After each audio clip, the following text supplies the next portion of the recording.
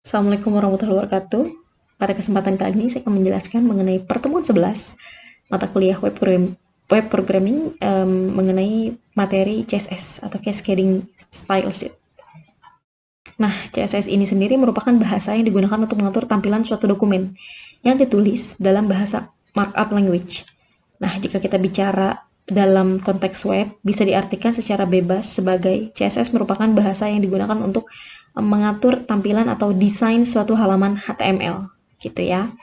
Nah, beberapa hal yang dapat dilakukan dengan CSS yaitu perancangan desain teks dapat dilakukan dengan mendefinisikan fonts, atau huruf, kemudian color, kemudian ukuran, latar belakang, ukuran font ya, font size, dan lain-lain. Nah, elemen-elemennya seperti color, warna, font, dan size, dan spacing jarak disebut juga style. Itulah yang disebut dengan style.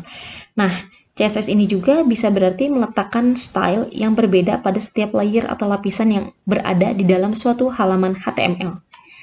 Nah, ada 3 cara untuk memasang CSS pada dokumen HTML. Yang pertama yaitu disebut dengan external style sheet. Nah, aturan CSS disimpan pada suatu file sehingga terpisah dari dokumen HTML-nya. Kemudian ditambahkan kode pemanggil file CSS dalam dokumen HTML. Nah, akhirannya file CSS ini harus berextension .css. Nah, ini untuk yang external file itu jadi filenya terpisah gitu ya. Kurang lebih seperti ini. Jadi nanti di sini ada kayak judulnya, terus ada link relnya, isinya adalah style sheet, terus tipenya text atau CSS, href ke style.css gitu ya. Nah, lalu ada lagi yang disebut dengan internal style sheet. Nah, aturan ini ditulis pada bagian head pada dokumen HTML-nya menggunakan tag style. Jadi, ditulisnya di dalam HTML-nya biasanya diletakkan di bagian head, kemudian diawali dengan style. Kalau kemarin kan Java itu kan JavaScript kan di atasnya kita pakai tag script, diawali dengan tag script. Nah, kalau di sini untuk yang CSS kita awali dengan tag style. Kurang lebih seperti ini, tipenya adalah text atau CSS. Nah, isinya seperti biasa jangan lupa ditutup dengan slash style. Kemudian di dalamnya adalah ini isinya. Ada P, text, align, justify. Ya, nanti saya akan jelaskan. Nah, ini inline style sheet. Aturan CSS ditulis langsung pada tag HTML yang akan diatur tampilannya menggunakan atribut. Nah, kalau ini ditulis secara langsung, jadi di dalam tag HTML-nya, di sini ada tag P. Nah, kemudian di dalamnya style-nya tadi, style ini ya, diletakkan di dalam langsung di dalam HTML-nya gitu, di dalam tag HTML-nya sebagai atribut. Kurang lebih seperti ini. Ini kan disebut dengan atribut ya. Kayak misalkan color, atributnya red, kayak gitu. Nah, sintak CSS. Sintak CSS itu ada yang disebut dengan selector, declaration, property, dan value. Nah, di sini biasanya selector itu biasanya berupa tag HTML-nya, ID, atau kelas. Jika ID menggunakan tanda pagar di depan nama selektornya, ya. Kalau kelas menggunakan tanda titik depan nama selektornya. Ini contohnya. Di sini ada tag H1, ini disebut dengan tag HTML. Kemudian di sini ada color itu sebagai property, kemudian blue di sini sebagai value, ya. Nah, declaration itu di sini kurang lebih berisi aturan-aturan CSS yang terdiri dari properti dan nilainya yang dipisah oleh tanda titik 2. Nah, declaration adalah properti yang nilainya dipisah dengan tanda titik 2. Gitu, dengan nilainya dipisah dengan tanda titik 2 ya. Setiap aturan CSS harus diakhiri dengan tanda titik koma. Lihat di sini declaration, ini selektornya, kemudian isinya ada declaration terdiri dari properti, kemudian dibatasi dengan titik 2, lalu bertemu dengan nilainya atau value-nya, dan diakhiri dengan titik koma. Kurang lebih seperti itu. Ini juga ada misalkan font size sebagai properti, titik 2, dan 12 pixel sebagai value, dan diakhiri dengan titik koma. Seperti itu. Nah, ini contoh untuk yang tag. Kalau misalkan dia ID, depannya ada tanda pagernya, ya. Kemudian, kalau misalkan dia kelas menggunakan tanda titik di depan. Seperti ini. Titik warna, berarti dia sebuah kelas. Ini tadi propertinya, dan ini value-nya. Kemudian, selector ID dan kelas pada CSS. Untuk selector ID pada CSS ditandai dengan tanda pagar. Contoh penulisannya seperti ini. Pagar teks, berarti dia merupakan selector ID. Color blue. Font family, Calibri. Berarti ini tadi propertinya ya. Kemudian ini value-nya atau nilainya. Propertinya adalah color, nilainya adalah atau value-nya adalah blue. Gitu ya.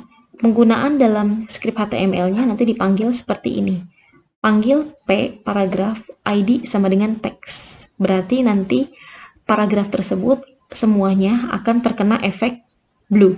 Seperti itu. Ya, dan tulisannya jenis fontnya adalah Calibri. Kurang lebih seperti itu maksudnya. Kemudian CSS pada kelas pada CSS. Untuk selektor pada CSS ditandai dengan tanda apa tadi? Titik ya. Contoh penulisannya seperti ini. Titik warna, berarti dia sebuah kelas. Kalau yang tadi ada tanda pagar, kemudian teks berarti dia merupakan sebuah ID.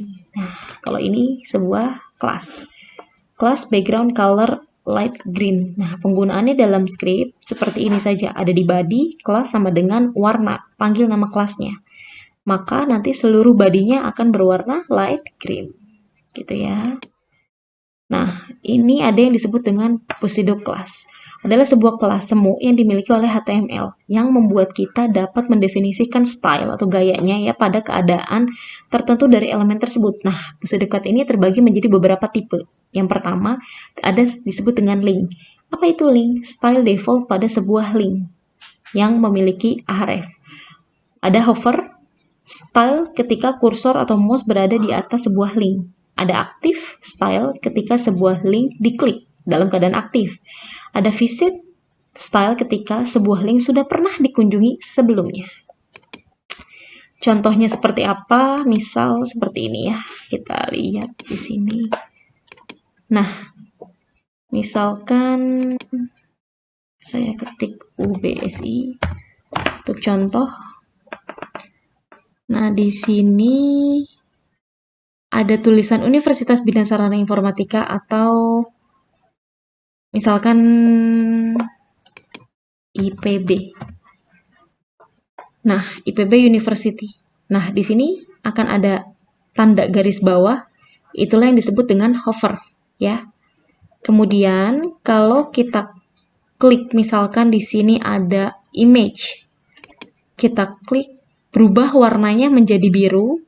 Nah, itulah yang disebut dengan aktif di CSS. Tapi kalau kita satu lagi contoh, misalkan kita klik link ini IPB University. Nah, kalau kita back, dia warnanya berubah menjadi, ini kurang jelas ya, tapi sebenarnya dia berubah warnanya menjadi ungu. Kalau kalian sadar, pasti pernah ya kalau kalian lagi googling, terus kalian lagi buka, pasti halaman situs yang pernah kalian buka, atau yang pernah kalian visit, yang pernah kalian kunjungi, ketika kalian back, itu akan berubah menjadi ungu. Nah, seperti itulah contohnya yang disebut dengan visit ya. Kemudian yang berhubungan dengan posisi elemen, ada first child, ada last child, ada nth child, ada first of type, ada last of type. Nah, kalau first child itu memiliki elemen pertama dari sebuah parent. Gitu ya. Kalau last child memiliki elemen terakhir dari sebuah parent. Kalau nth child itu memiliki elemen ke n dari sebuah parent. Dia berurut gitu ya maksudnya ya. Bisa 1, 2, 3. Atau pola 2n, 3n, plus 2, dan lain-lain. Atau ganjil, genap. Atau even dan odd gitu ya. Nah, kemudian first of type. First of type itu memilih elemen pertama dari sebuah jenis atau tag gitu ya. Kalau last of type dia memilih elemen terakhir dari sebuah tag. Nah, ini contoh latihannya. Salin script berikut, simpan dengan nama, nanti kalian coba ya. Style css.css di dalam folder modul web 1. Jadi kalian nanti bikin folder lagi, ini dicobain latihannya. Hello link, colornya orange. Kalian bikin ya file CSS-nya. Berarti ini kalau file CSS sendiri berarti tadi termasuk yang external style ya. Gitu, yang terpisah dari tag HTML-nya. Nah, ini hello link colornya orange. Terus ada titik hello, titik itu tadi apa? Class. Hover color green. Font family Arial, font size-nya 20. Kemudian hello active, dia italic, hello visit-nya dia red. Gitu. Nah, di sini latihan CSS-nya. Di sini ada LI first